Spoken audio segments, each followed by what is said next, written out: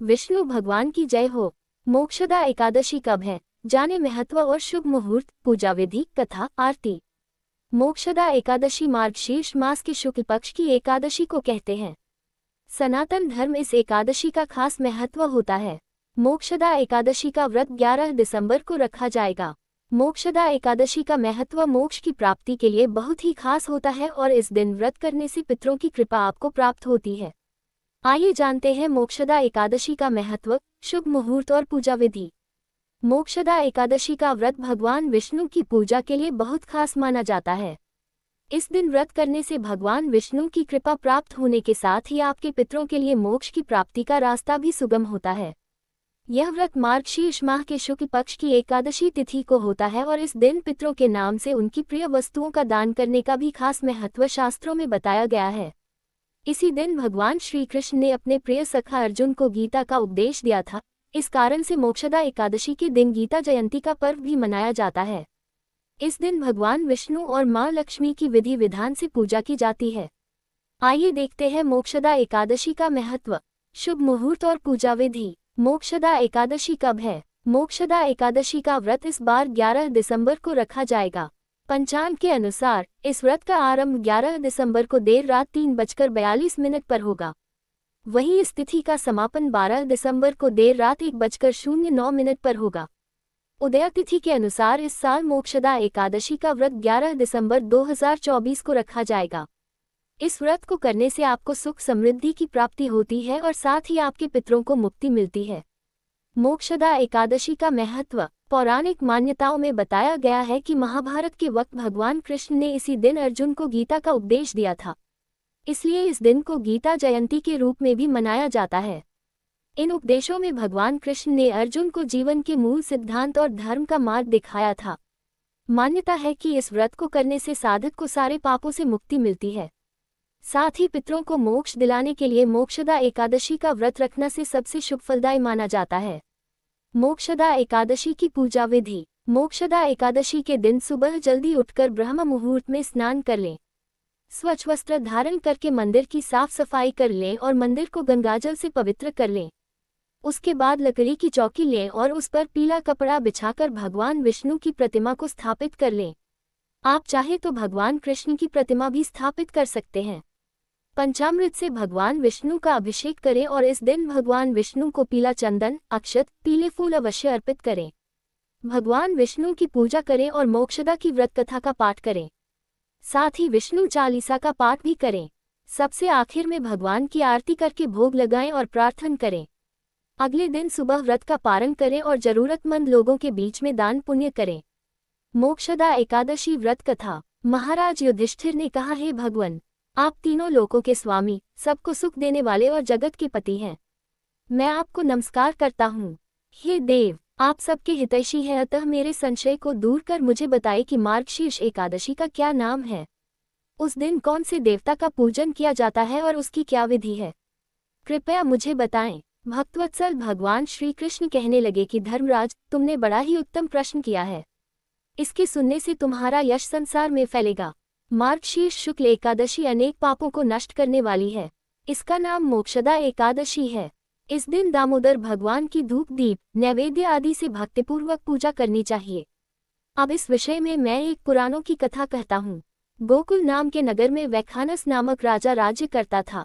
उसके राज्य में चारों वेदों के ज्ञाता ब्राह्मण रहते थे। वह राजा अपनी प्रजा का पुत्रवत पालन करता था। एक बार रात्रि में राजा ने एक स्वप्न देखा कि उसके पिता नरक में हैं। उसे बड़ा आश्चर्य हुआ। प्रातः वह विद्वान ब्राह्मणों के पास गया और अपना स्वप्न सुनाया। कहा, मैंने अपने पिता को नरक में कष्ट उठाते देखा है। उन्होंने मुझसे कहा कि हे पुत्र, मैं नरक में पड़ा हूँ, यहाँ से तुम मुझे मुक्त कराओ। जब से मैंने ये वचन सुने हैं तब से मैं बहुत बेचैन हूँ। चित्त में बड़ी अशांति हो रही है। मुझे इस राज्य, धन, पुत्र, स्त्री, हाथी, घोड़े आदि में कुछ भी सुख प्रतीत नहीं होता। क्या करूं? राजा ने कहा, हे ब्राह्मण देवताओं, इस दुख के कारण मेरा सारा शरीर जल रहा है। अब आप कृपा करके कोई तप, दान, व्रत आदि ऐसा उपाय बताए जिससे मेरे पिता को मुक्ति मिल जाए। उस पुत्र का जीवन व्यर्थ है जो अपने माता पिता का उद्धार न कर सके। एक उत्तम पुत्र जो अपने माता पिता तथा पूर्वजों का उद्धार करता है, वह 1000 मूर्ख पुत्रों से अच्छा है। जैसे एक चंद्रमा सारे जगत में प्रकाश कर देता है, परंतु हजारों तारे नहीं कर सकते। ब्राह्मणों ने कहा, हे राजन, यहाँ पास ही भूत, भविष्य, वर्तमान के ज्ञाता पर्वत ऋषि का आश्रम है। आपकी समस्या का हल वे जरूर करेंगे। ऐसा सुनकर राजा मुनि के आश्रम पर गया। उस आश्रम में अनेक शांतचित्त योगी और मुनि तपस्या कर रहे थे। उसी जगह पर्वत मुनि बैठे थे। राजा ने मुनि को साष्टांग दंडवत किया। मुनि ने राजा से सांगोपांग कुशल पूछी। राजा ने कहा कि महाराज, आपकी कृपा से मेरे राज्य में सब कुशल हैं, लेकिन अकस्मात मेरे चति में अत्यंत अशांति होने लगी है। ऐसा सुनकर पर्वत मुनि ने आंखें बंद की और भूत विचारने लगे। फिर बोले, हे राजन, मैंने योग के बल से तुम्हारे पिता के कुकर्मों को जान लिया है। उन्होंने पूर्व जन्म में कामातुर होकर एक पत्नी को रति दी, किंतु सौत के कहने पर दूसरे पत्नी को ऋतुदान मांगने पर भी नहीं दिया। उसी पापकर्म के कारण तुम्हारे पिता को नरक में जाना पड़ा। तब राजा ने कहा, इसका कोई उपाय बताए। मुनि बोले, हे राजन, आप मार्गशीर्ष एकादशी का उपवास करें और उस उपवास के पुण्य को अपने पिता को संकल्प कर दें। इसके प्रभाव से आपके पिता की अवश्य नरक से मुक्ति होगी। मुनि के ये वचन सुनकर राजा महल में आया और मुनि के कहने अनुसार कुटुंब सहित मोक्षदा एकादशी का व्रत किया। इसके उपवास का पुण्य उसने पिता को अर्पण कर दिया। इसके प्रभाव से उसके पिता को मुक्ति मिल गई और स्वर्ग में जाते हुए वे पुत्र से कहने लगे, हे पुत्र, तेरा कल्याण हो। ये कहकर स्वर्ग चले गए। मार्गशीर्ष मास की शुक्ल पक्ष की मोक्षदा एकादशी का जो व्रत करते हैं, उनके समस्त पाप नष्ट हो जाते हैं। इस व्रत से बढ़कर मोक्ष देने वाला और कोई व्रत नहीं है। इस कथा को पढ़ने या सुनने से वायपेय यज्ञ का फल मिलता है। यह व्रत मोक्ष देने वाला तथा चिंतामणि के समान सब कामनाएं पूर्ण करने वाला है। भगवान विष्णु की आरती। ओम जय जगदीश हरे स्वामी। जय जगदीश हरे। भक्तजनों के संकट क्षण में दूर करे, जो ध्यावे फल पावे, दुख बिन से मन का, सुख संपत्ति घर आवे, कष्ट मिटे तन का। ओम जय जगदीश हरे स्वामी। जय जगदीश हरे। मात पिता तुम मेरे, शरण गहूँ किसकी, तुम बिन और न दूजा, आस करूं जिसकी। ओम जय जगदीश हरे स्वामी। जय जगदीश हरे। तुम पूर्ण परमात्मा, तुम अंतर्यामी, पारब्रह्म परमेश्वर, तुम सबके स्वामी। ओम जय जगदीश हरे स्वामी। जय जगदीश हरे। तुम करुणा के सागर, तुम पालन करता, मैं मूर्ख खलकामी, कृपा करो भरता। ओम जय जगदीश हरे स्वामी। जय जगदीश हरे। तुम हो एक अगोचर, सबके प्राणपति, किस विधि मिलूं दया में, तुमको मैं कुमति। ओम जय जगदीश हरे स्वामी।